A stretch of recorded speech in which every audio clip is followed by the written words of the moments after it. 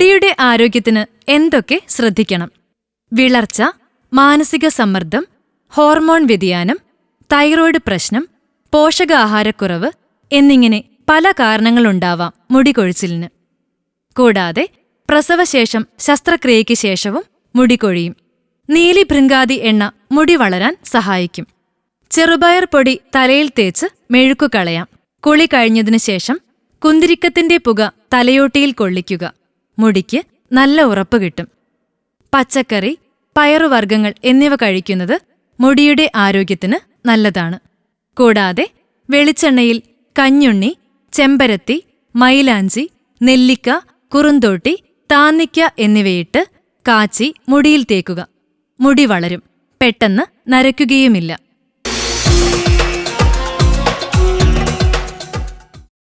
കൂടുതൽ ആരോഗ്യവാർത്തകൾക്കായി ഈ channel subscribe ചെയ്യാൻ മറക്കില്ലല്ലോ. Health and glow.